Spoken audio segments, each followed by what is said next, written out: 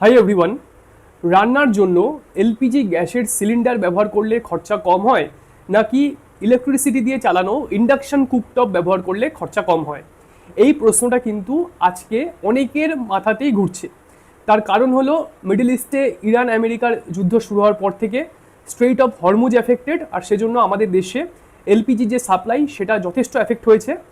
আর LPG cylinder book করেও সেটা অনেক দিন ওয়েট করতে হচ্ছে, পাওয়া যাচ্ছে না, একটা সাপ্লাই ক্রাঞ্চের সৃষ্টি হয়েছে। সেই কারণে অনেকেই ভাবছেন যে এলপিজি সিলিন্ডার থেকে যদি ইন্ডাকশন কুকটপে সুইচ করে নিই তাহলে খরচা বেশি হবে না কম। তো এখানে আমাদের বুঝতে হবে যে এলপিজি সিলিন্ডার কিভাবে কাজ করে আর যেটা আমাদের ইন্ডাকশন কুকটপ সেটা কিভাবে রান্নার কাজ করে। এলপিজিতে যে গ্যাসের ফ্লেমটা আছে সেটা আমাদের রান্নার যে পাত্র সেটাকে হিট করছে আর তারপর রান্নাটা হচ্ছে।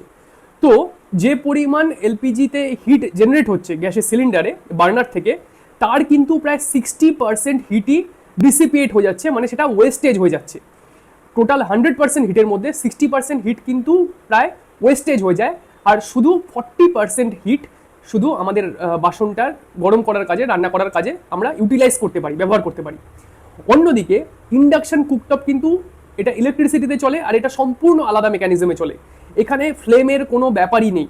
ইন্ডাকশন কুকটপের মেকানিজমটা হলো এর মধ্যে থাকে কপার কয়েল। তো তার মধ্যে দিয়ে যখন ইলেকট্রিসিটি পাস করছে তখন একটা ইলেকট্রোম্যাগনেটিক ফিল্ড এর মধ্যে জেনারেট হয়, আর সেই ইলেকট্রোম্যাগনেটিক ফিল্ডই ওর ওপরে যখন পাত্র রাখা হয় সেই পাত্রের মধ্যে সেই ইলেকট্রোম্যাগনেটিক ফিল্ড গিয়ে সেখানের পাত্রটার রেজিস্ট্যান্সের কারণে সেই পাত্রটা হিট হয়ে ওঠে, গরম হয়ে ওঠে। তো এখানে যে সারফেসটা থাকে ইন্ডাকশন কুকটপের, সেই সারফেসটা কিন্তু গরম হয় না, হিটটা সরাসরি পাত্রটাকে গরম করে। তাই এখানে কিন্তু কোনো ওয়েস্টেজ নেই। যেটা গ্যাস ফ্লেমের বার্নারে যেই হিটের ওয়েস্টটা হয়, অপচয়টা হয়, সেটা কিন্তু ইন্ডাকশন কুকটপে হয় না। তাই ইন্ডাকশন কুকটপ কিন্তু আমাদের এলপিজি সিলিন্ডার থেকে অনেক বেশি এফিশিয়েন্ট।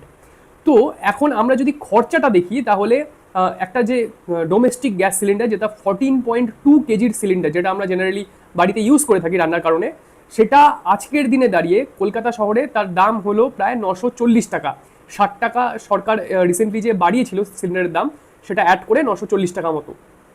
কিন্তু আমরা যদি ইন্ডাকশন কুকটপের দিকে সেটা দেখি তাহলে এই 14.2 কেজির সিলিন্ডার যে পরিমাণ হিট জেনারেট করতে পারে, যে পরিমাণ তাপ উৎপন্ন করতে পারে, সেই সমপরিমাণ হিট জেনারেট করতে একটা ইন্ডাকশন কুকটপ প্রায় নেবে 78 ইউনিট ইলেকট্রিসিটি সে খরচা করবে।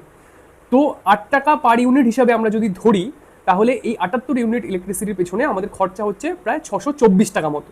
তাহলে আপনারাই দেখুন যে এলপিজি সিলিন্ডারের দাম যেখানে 940 টাকা, সেখানে সেম পরিমাণ হিট কিন্তু ইন্ডাকশন কুকটপ আমাদের জেনারেট করে দেবে 624 টাকায়। তো অবশ্যই সাশ্রয়ের দিক থেকে দেখতে গেলে ইন্ডাকশন কুকটপ আমাদের অনেকটা বেশি সাশ্রয় করে দিচ্ছে।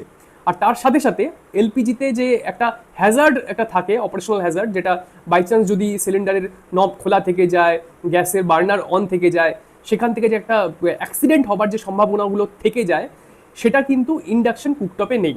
কারণ ওটা হিটটা কিন্তু প্যানেলটাকে গরম করছে না, সরাসরি সেটা রান্নার পাত্রটাকে গরম করছে। তবে হ্যাঁ, এখানে একটা রেস্ট্রিকশন বা প্রতিবন্ধকতা রয়েছে, সেটা কি, যে কোনো পাত্র কিন্তু ইন্ডাকশন কুকটপে আমরা ইউজ করতে পারবো না। স্টেনলেস স্টিলের যে বাসনগুলো রয়েছে সেগুলো আমরা ইউজ করতে পারি, কিন্তু অ্যালুমিনিয়ামের পাত্র, কপারের পাত্র, এগুলো ইউজ করতে পারবো না। কাস্ট আয়রন ইউজ করতে পারবো। তো ইন্ডাকশন কুকটপ ফ্রেন্ডলি যে বাসনগুলো রয়েছে, যেগুলোর মধ্যে ইন্ডাকশন কুকটপের কম্প্যাটিবল বাসনগুলো, সেগুলো আমরা সেখানে ইউজ করতে পারবো। তো কিছু ক্ষেত্রে সেই টাইপের ইউটেন্সিলসগুলোর খরচা, কেনার খরচা একটু বেশি হয়।